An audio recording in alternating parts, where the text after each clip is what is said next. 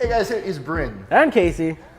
Talking about a game called Lanterns. Lanterns. Casey, you've played this a handful of times. Yeah, it's really nice, casual, kind of easy-going game. Yeah, it's not super intense. It is. It's a nice, relaxing game with the Lantern Festival, and you're setting up, filling the lake with lanterns, and trying to earn the most favor.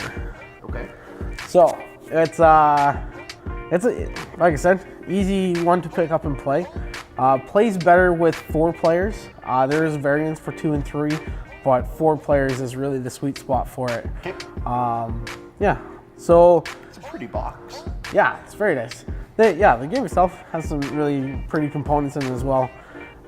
What's neat about it is this is one of the few games where you sit at the table matters.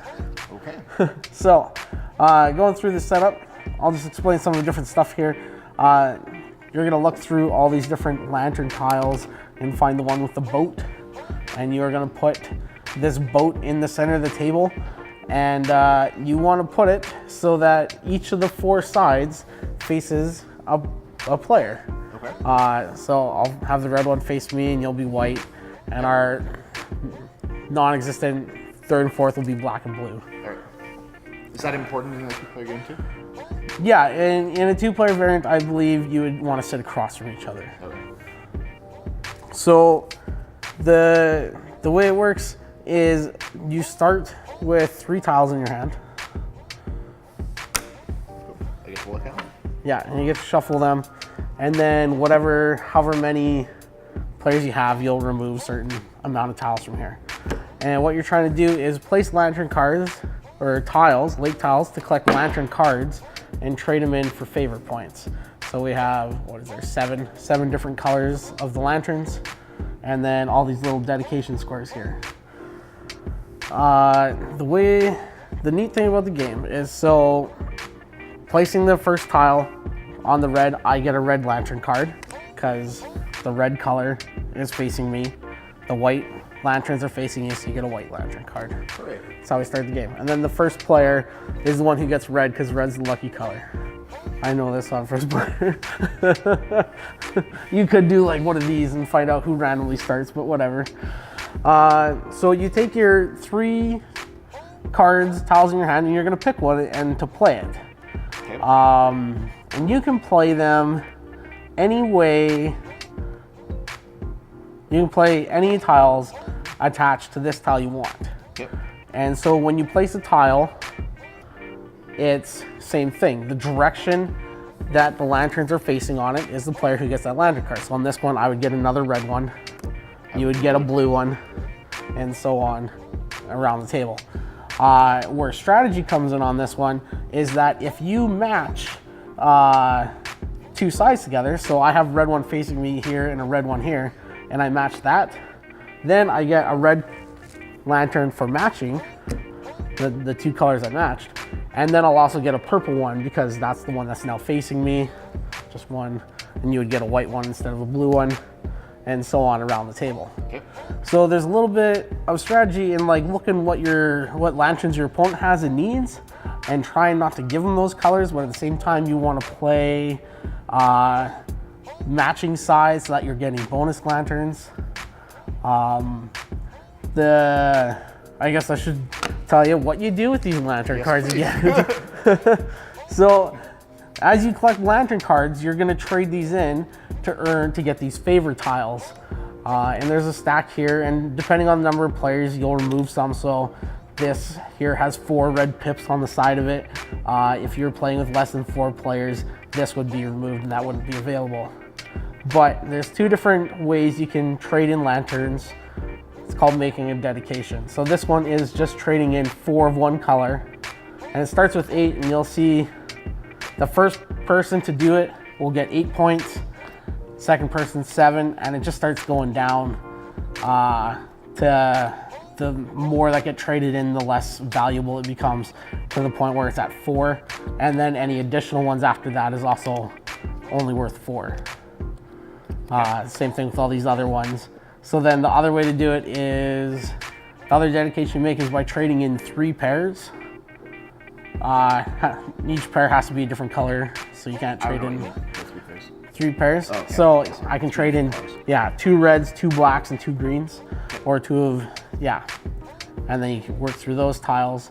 And the last one that's worth the most points is trading in 1 of each color. So collecting 1 of each of the 7 colors and trading it in. Okay, so when I'm trading in my cards, they don't have to necessarily match the color. Like blue cards don't necessarily give me a blue tile. No, So no, it's on the yeah, tile. it depends on the lanterns.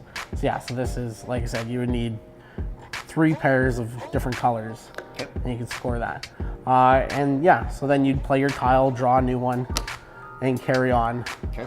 until all these tiles are drawn out, and then you add up your dedication tiles to see who wins. There's also other tiles in here to mix things up as well that have little platforms in the middle with different things. So we got a dragon and koi. The images in the middle don't really mean anything, but when you play these tiles, you get a favor token, and whenever you play a tile attached to that tile, you gain a favor token. And at the beginning of your turn, you can pay 2 favor tokens to exchange one of your lantern cards for a different color. Ooh, fancy. Yeah. Another neat thing is that the lanterns, these lantern cards, is not an infinite supply. So as you're playing and people are collecting cards, you could run out of orange lanterns.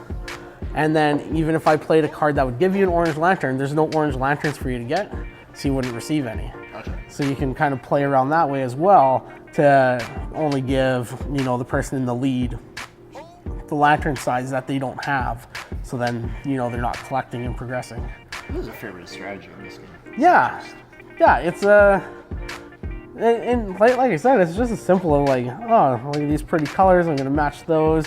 So I get a purple lantern for matching purple. So if that was me that placed a tile, I would get a purple for matching and a purple because it's facing me. Yeah, you would get 2 purples. I would get a green and you get a purple. Playing on this one, playing here, probably would play it like that. So I would get a blue for matching, plus a favor token, plus an orange thing. Or if I had another tile, this one doesn't work in my example. If I had these 2, I could match them like that. And I would get 2 favor tokens for playing one with a platform and connecting to one with a platform, plus a blue land for making a match, and a purple tile because that's the direction I'm facing. So there's a lot of like strategy in how you place the tiles on there. But otherwise, it's, you kind of look just to make sure, you're not feeding someone the colors they need, trying to set them up so they can't do that. But it's really just a nice simple game of pick up tiles and put it down and collect pretty colors. Now in this example you gave, the orange is gone. Would the orange get replenished once it's cashed in? Yeah, so when someone cashes in and makes a dedication, then you put the oranges back there and then they can start. If you have a bunch of orange, you want to hang on to them until someone refills it. Cool. Exactly. And yeah, and that's really. So how does the game end? So the game ends when the draw pile of tiles runs out. Okay. So at a 4-player game, you're only putting 20 in here, and then 5 rounds. yeah, and with less players, there'd be you take more tiles out of it. Okay. Like I said, plays better at 4 players. The 2-player variant is kind of and but yeah, if you You get just score your points at the end. yeah, you just add up all your dedication tiles, and whoever's got the most wins the game. Awesome. Just like that, nice Piece and of easy. cake. Yeah. Piece of cake. Yeah, this is, like I said, it's a nice, if you played a super intense game, maybe blood's boiling a bit, Castles of Burgundy. right? You got gypped out of a win at the end. This is a nice game just to calm everyone down again at the end of the night. Just a nice little playing pretty lanterns. I like it. Yeah, it's a fun one. All right. All right. Anything else you want to talk about? No, I think that wraps it up. Well, thanks for watching. If you want to check out more videos, you can subscribe to our YouTube channel. You can also check out these videos right here on Facebook. Otherwise, thanks for watching. See you at round 2. Play more games. Play more games, please.